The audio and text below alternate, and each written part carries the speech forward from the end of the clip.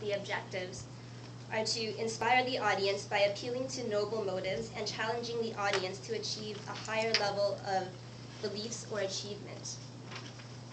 To appeal to the audience's needs and emotions using stories, anecdotes, and quotes to add drama.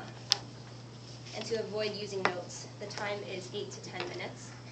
And Elena's speech is titled, sorry.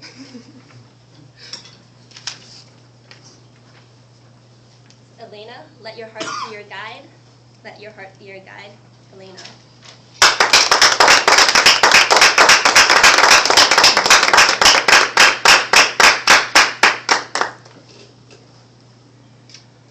If it's hard to decide what is wrong, what is right, let your heart be your guide. Today, I will be telling you two stories of my life. In these stories, I will tell you how the decisions I had to make changed my life because I just followed my heart. The first story is about the decision I had to make 3 years ago when I was coming to Canada. And I was thinking, what is the city that I need to go to? And my rational choice was Calgary, because Calgary was so obvious, the best innovative city, which was really growing at that time. It was so easy to find a job there and get a well-paid job. Buy a house, find good people to work with, make friends. But my heart was whispering, Elena, go to Vancouver. Vancouver is one of the best cities in the world. And it was such a difficult decision for me to make at that moment. And I just remember the words that I heard from my best friend. He told to me at that moment, Elena, you are going to another country. You are leaving everything behind. All your relatives stay here. You are making this important decision in your life. And you really think that you can follow your mind when you make that decision? Or you would rather follow your heart and be somewhere where you really want to be? And my friend was right. I just forgot about all the doubts I had, and I just followed my heart, and I came to Vancouver. And you know what? We all know how wonderful Vancouver is. This is really the greatest city in the world. And everything from mountains, ocean, and the people who live here, all these wonderful people, everything here just has some kind of positive energy that I really feel every day, and this energy charges me. I feel how it fills me up inside, and I just want to share this positive energy with everyone else. So I truly believe that following my heart at that moment was the right decision for me to make. But here, probably very few of you had to make that decision in your life. But the second story that I want to talk about is some challenge that everyone had to go through. And I'm sure that every person who sits in this room had to think about this question in his life. And the question is, what kind of career I want to go to? And I believe that all of you had to think about that before coming to BCIT. So I had that difficult decision to make 2.5 years ago. When I came to Vancouver, I decided, okay, it's much easier to find a good job if I study here and just complete at least 1 year of education. It would be much easier to adapt and, just start a new life in the new country. So I thought, okay, what kind of career I want to do? I had my other degree from Russia, but it wasn't quite accepted, as you know, and I had a lot of experience as well.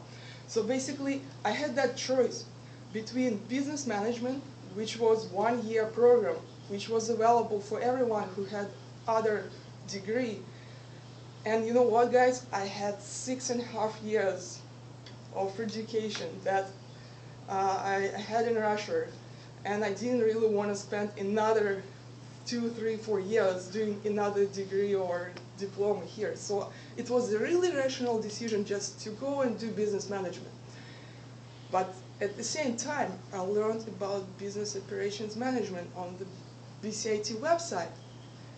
And when I saw the description of this program, I thought, oh my gosh, every single word that I read about this program told me, Elena, this is something that you really want to do in your life. The problem was, it was 2 years. And I didn't really want to spend another 2 years studying. But can you believe that I actually spent a sleepless night fighting with myself when my mind and heart fight between each other, and I chose to follow my heart at that moment. And I'm so happy I did that, because the business operations management is something that I really love doing. And I just want to share with you what it is, because I wrote a poem about that.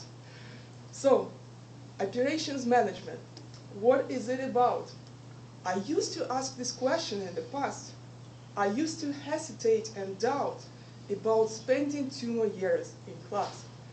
Operations management seemed confusing, but the first thing I learned about it was that simple productivity formula used to assess how well the company did. Operations management performs transformation by adding value and reducing waste. It's about reduction. It's about replacing inventory with information and reducing delivery times from weeks to days.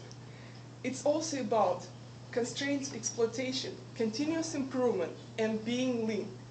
It's about reduction in process variation and competitive advantage that helps to win.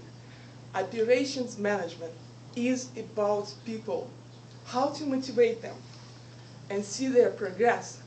No one's job can be seen as little.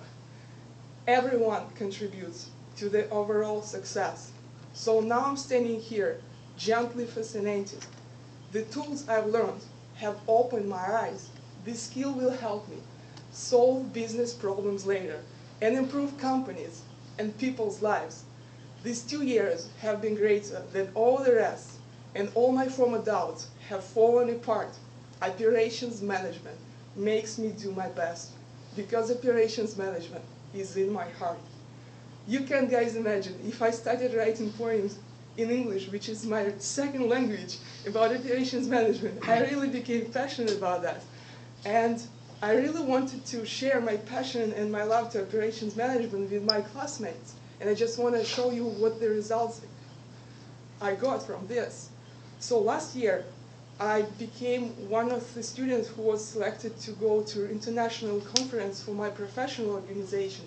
Then I got another award from BCIT, and then I became one of the Garfield Western Award scholars. And this is a national award that students get if they really initiative, and if they really have passion to the field of studies that they do. And I can tell you, this all happened to me because I followed my heart and because I started doing something that I really found I loved doing. And I encourage you to think about this past year at BCIT and understand whether this is something that you really, really love doing, whether this is something that makes you wake up every day, whether this is something that you want to spend your life doing. So my last message is, it's really good sometimes to make decisions following your heart. When it's hard to decide what is wrong, what is right, let your heart be your guide. Thank you.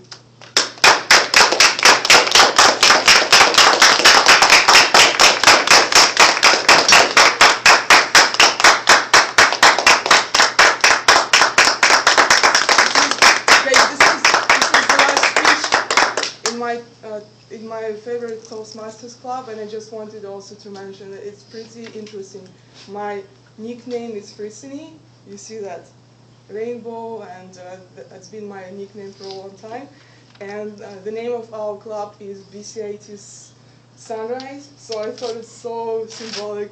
Frissini is graduating from Sunrise Toastmasters. Thank you for your support.